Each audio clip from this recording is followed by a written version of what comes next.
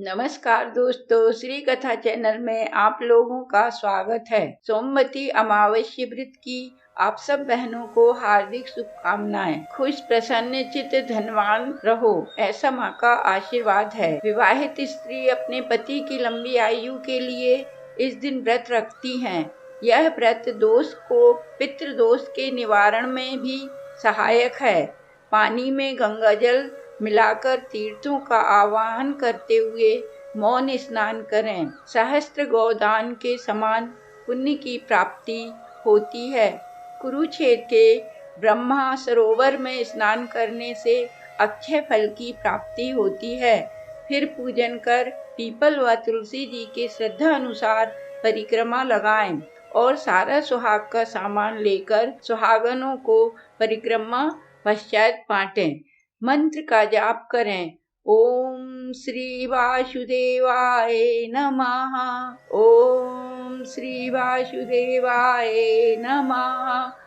यह मंत्र को सामर्थ्य अनुसार परिक्रमा लगाते हुए जपें। भगवान पुत्र पौत्र धन धान्य तथा सभी को मनोवांछित फल प्रदान करते हैं। अब मैं आपको सोमवती अमावस्या व्रत की कथा सुनाती हूँ। उससे पहले आप हमारे चैनल को सब्सक्राइब कर लीजिए और वीडियो को लाइक कर दीजिए। बोलो लक्ष्मी नारायण भगवान की जय, पितृदेव भगवान की जय, तुलसी माता की जय। कथा। एक गरीब ब्राह्मण परिवार था। उस परिवार में पति पत्नी के अलावा एक पुत्री भी थी।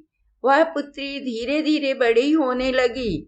उस पुत्री में समय और बढ़ती उम्र के साथ सभी स्त्रियोचित गुणों का विकास हो रहा था।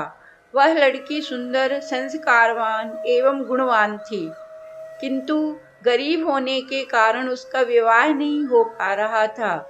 एक दिन उस ब्राह्मण के घर एक साधु महाराज पधारे। वो उस कन्या के सेवा भाव से काफी प्रसन्न हुए।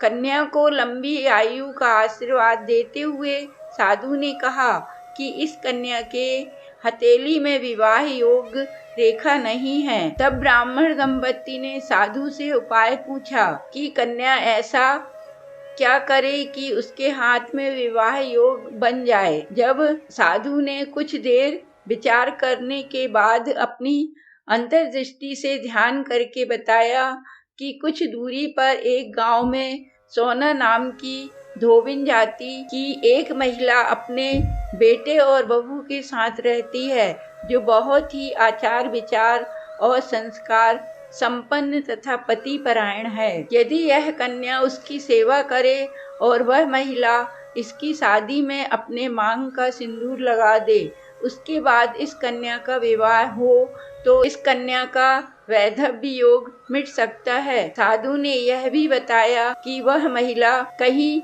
आती जाती नहीं है। यह बात सुनकर ब्राह्मणी ने अपनी बेटी से धोबिन की सेवा करने की बात कही। अगले दिन कन्या प्रातः काल उठकर सोना धोबिन के घर जाकर साफ सफाई और अन्य सारे काम करके अपने घर वापस आ जाती। एक दिन सोना धोबिन अपनी बहू से पूछती कि तुम तो सुबह ही उठकर सारे काम कर लेती हो और पता भी नहीं चलता। बहू ने कहा, माँ जी, मैंने तो सोचा कि आप ही सुबह उठकर सारे काम खुद ही खत्म कर लेती हो। मैं तो देर से उठती हूँ। इस पर दोनों सास बहू निगरानी करने लगी कि कौन है जो सुबह ही घर का सारा काम करके चला जाता है। कई दिनों के बाद धोबिन ने देखा कि एक कन्या मुंह अंधेरे घर में आती है और सारे काम करने के बाद चली जाती है।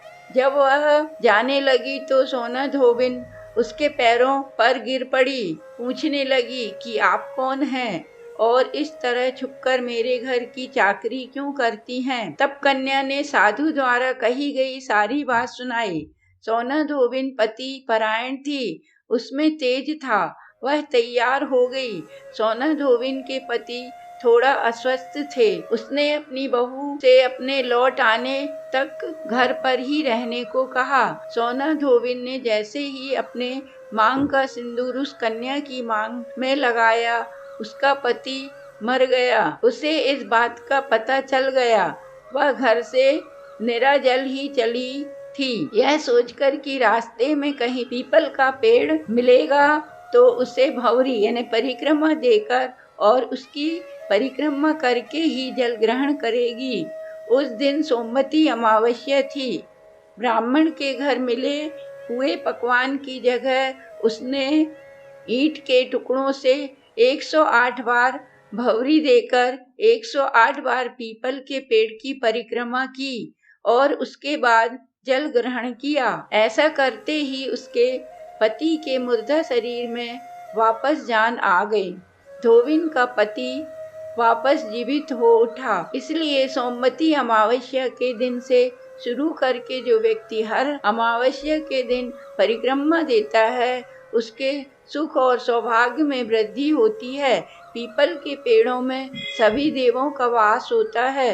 अतः जो व्यक्ति हर अमावस्या को न कर सके वह सोमवार को पड़ने वाली अमावस्या के दिन 108 वस्तुओं की परिक्रमा देकर सोना, धोबिन और गौरी गणेश का पूजन करता है उसे अखंड सौभाग्य की प्राप्ति होती है। ऐसी प्रचलित परंपरा है कि पहली सोमवती अमावस्या के दिन धान, पान, हल्दी, सिंदूर, सुपारी की परिक्रमा दी जाती है। उसके बाद की सोमवती अमावस्या को अपने सामर्थ्य के हिसाब से फल, मिठाई, सुहाग सामग्री, खाने की सामग्री इत्यादि की परिक्रमा दी जाती है और फिर परिक्रमा पर चढ़ाया गया सामान किसी सुपात्र ब्राह्मण, नंदन या भांजे को दिया जाता है। बोलो सोमवती अमावस्या माता की जय। जैसे सोमवती अमावस्या ने उसके पति को जीवित किया वैसे सभी महिलाओं के पतियों को दीर्घायु प्रदान करें। बोलो सोमवती अमावस्या मैया की जय।